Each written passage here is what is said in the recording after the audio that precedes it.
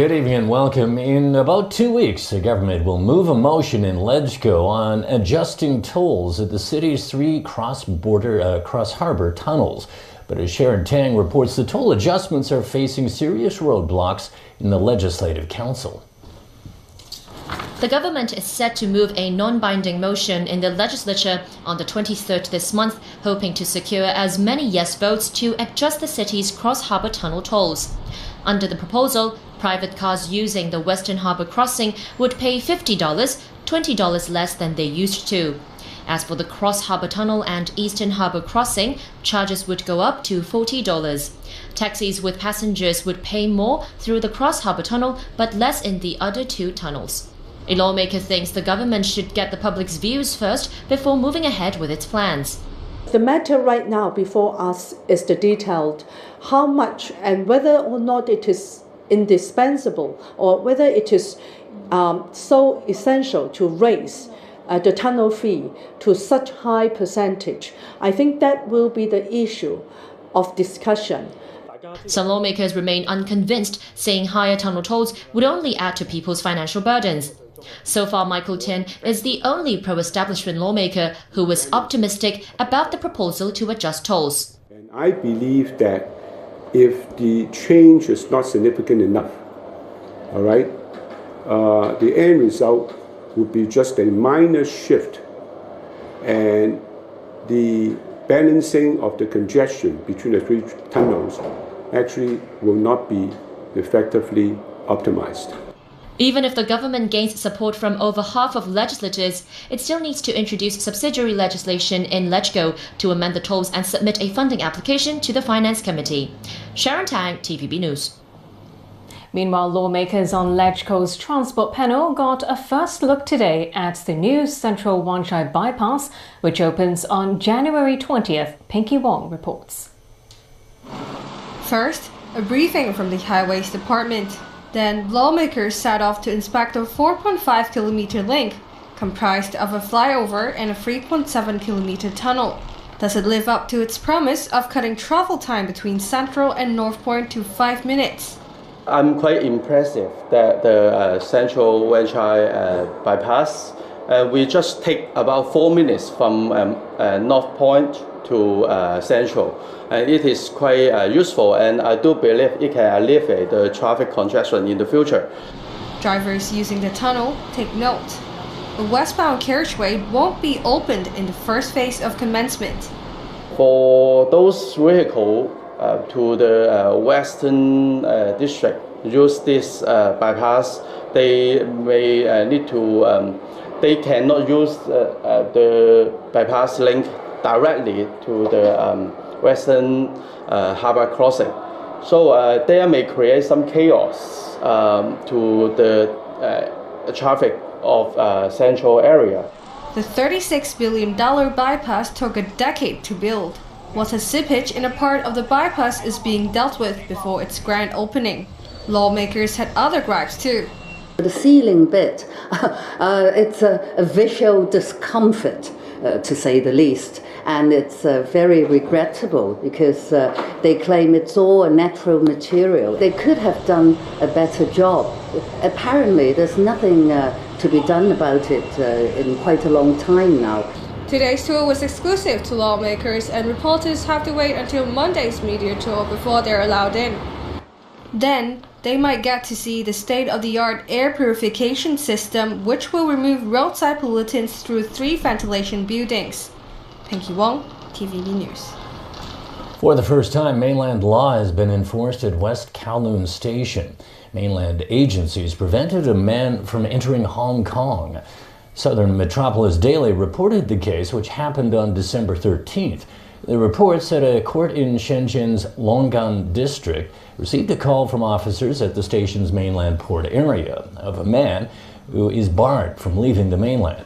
He was then escorted back to Shenzhen after the judge and court police took a high-speed train to West Kowloon Station. The report only provided the man's surname with no further information on identity and the case involved. The wife of detained Chinese lawyer Wang Chuanzhang is continuing her fight to free him. Supporters and Li Wenzu, here in the red scarf, were allowed into the Supreme People's Procuratorate office. They didn't get far with filing a complaint. The staff left the room and later pushed them away as they shouted slogans outside the building. Wang is a rights lawyer charged with subversion of state power. His case opened on Boxing Day after he was arrested more than 3 years ago. The U.S. State Department is urging Americans to exercise increased caution when traveling to China. The warning comes amid a spate of high-profile detentions. The updated advice warns that U.S. citizens have been arbitrarily prevented from leaving the country. In addition to that, 2 Canadians remain in detention. The pair arrested shortly after Canada detained a Huawei executive at the request of Washington face accusations of harming national security. China's top prosecutor says they had, without a doubt, violated the law. Separately, 3 U.S. citizens have been accused of committing economic crimes and barred from leaving the country.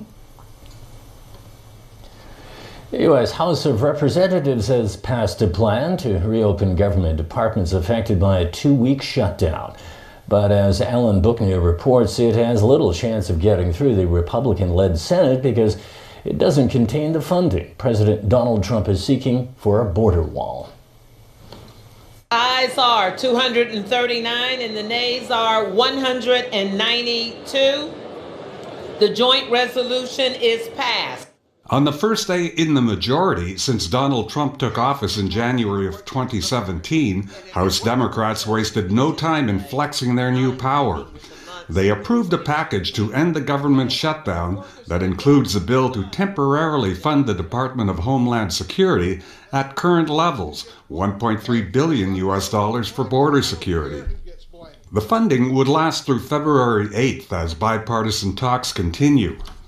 But Trump is vowing to continue the shutdown until he gets $5.6 billion for a border wall with Mexico. His only compromise is a willingness to call it by another name. The wall, you can call it a barrier, you can call it whatever you want, but essentially we need protection in our country. We're going to make it good. The people of our country want it. But as Trump digs in, so are the Democrats. Nancy Pelosi is the newly elected Speaker of the House. The president cannot hold public employees hostage because he wants to have a wall that is not effective in terms of its purpose, not cost effective in terms of what the opportunity cost it is of federal dollars to spend. And the president has said Mexico's going to pay for this.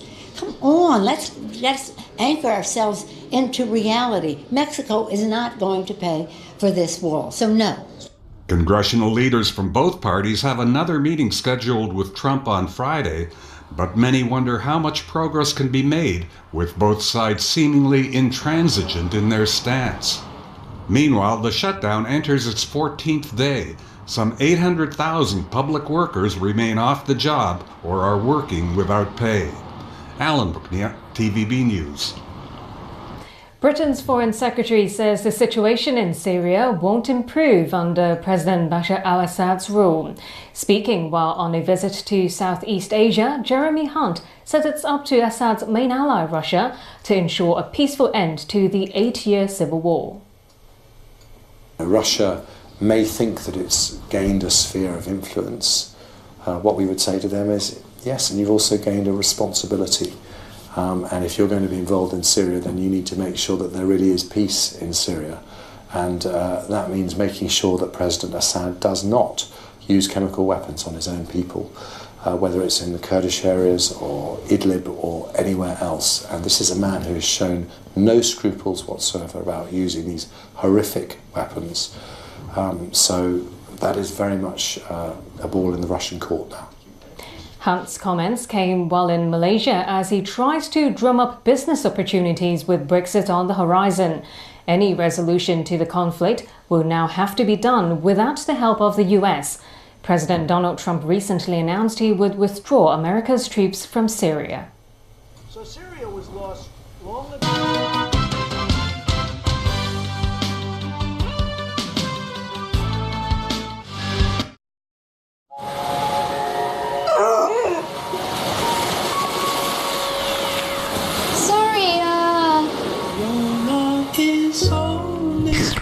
唔啱你㗎嚇！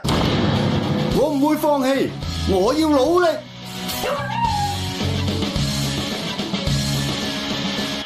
去呃我，婆婆就啱你啦。領展資助導盲犬計劃幫咗18萬人次啦，領展啊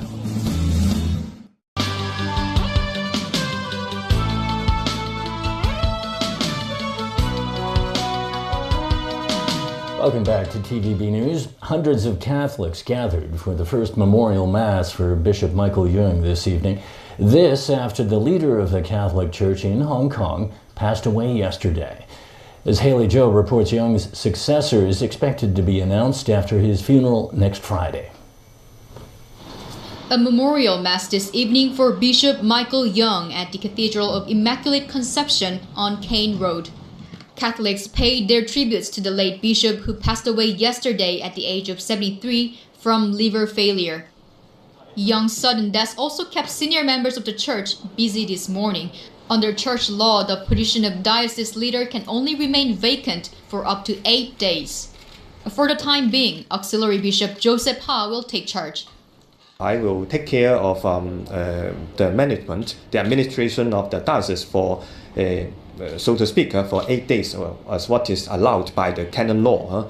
So after the funeral, we will convoke the consultors meeting as soon as possible, and we announce the result to the society and to our church. The church will elect an acting bishop before next Saturday. That person will fill the gap until the Vatican's appointment comes about. 冇擔心啊呢個。Ha also brushed off speculations he may not be Beijing's preferred candidate due to his liberal stance, saying he doesn't think one's political stance is a major consideration. A wake mass and a funeral mass are scheduled for next Thursday and Friday. These will be presided over by Cardinals Joseph Zan and John Tong, respectively. Yeung will be buried at the Catholic Cemetery in Happy Valley. Haley Joe, TVB News. A Democratic Party member stood trial today. Howard Lam denies he made up a story of being abducted by mainland forces. Howard Lam made his way to West Kowloon Law Courts building without party members by his side. He denies the charge of knowingly making to police officer a false report of commission of any offence. This concerns a story he told investigators in 2017, which he also made public at a press conference. Staples on his thighs allegedly came after being drugged and abducted in Yau Ma Tei in broad daylight. The Democratic Party demanded an investigation as Lam suspected mainland forces were involved. Prosecution will submit security camera footage and photos of Howard Lam's injuries. 2 of 7 witnesses also testify today, including the police officer who took a statement from the defendant. Officer Wong Kai Pui said Howard Lam confirmed he was taken into a van by 2 men who spoke Putonghua and fainted after his nose and mouth were covered. Wong recalled Lam saying he received a Putonghua voicemail threatening not to pass a footballer's autograph to Liu Xia, now widow of Nobel laureate Liu Xiaobo. Prosecutors also argued the hospital found no traces of chloroform in Lam, but police discovered his search results on chloroform uses, which supports the idea he orchestrated this. Howard Lam laughed at that argument, shook his head and mumbled to himself during today's hearing. Overseas again in Thailand is bracing for Tropical Storm Pabuk, which is expected to hit later today. The weather system will bring heavy rains and high seas to the country's famed beaches. But as Peter Coveas reports, despite the warning, not everyone is ready. These scenes represent the storm that is brewing in southern Thailand. Conditions are worsening as Tropical Storm Pabuk approaches. The country's prime minister says officials are preparing for a disruption of transport services. Winds of about 65 kilometers an hour are expected, and waves as high as 2 to 3 meters. Flash floods and mudslides could also hit the region. These fishermen brought their boat ashore. They don't want it to be damaged by the coming storm. A local dam has also released water into local river as it prepares for the onslaught of more water filling the reservoir. The country's southern provinces and islands, popular with tourists, are expected to be hit hardest. Despite the warnings, some travelers are not that concerned. We have boat lights. Yes, and some more water. And we know the hotel will look after us. No, I'm not scared. We're going to Sarutani now. As tomorrow, no ships are going from here. These Chinese tourists weren't prepared. They plan to stay with friends if the storm gets really bad. Authorities believe it could be bad. It may be the worst storm to hit Thailand in 3 decades. That was when Typhoon Gay killed more than 400 people. Ferry service has been suspended to famed island destination Koh Samui. Flights have also been halted at the nearby airport. Officials have told anyone in the region to suspend any water-related activities.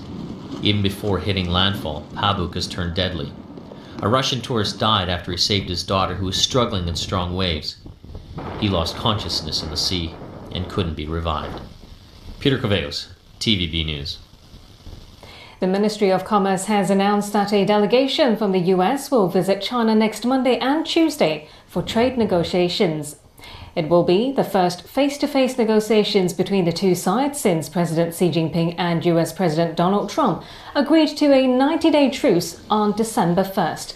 The countries are in a trade war involving tariffs slapped on hundreds of billions of dollars worth of each other's goods.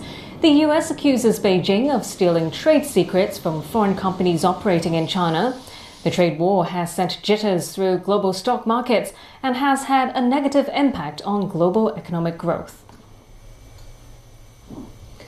Authorities are warning the public to stay away from goods and debris that have washed up on the Dutch coast. But that's not stopping treasure hunters from searching through the myriad of items accumulating on the local beach. The goods are from numerous containers. About 270 storage units fell off a cargo ship into the North Sea earlier this week.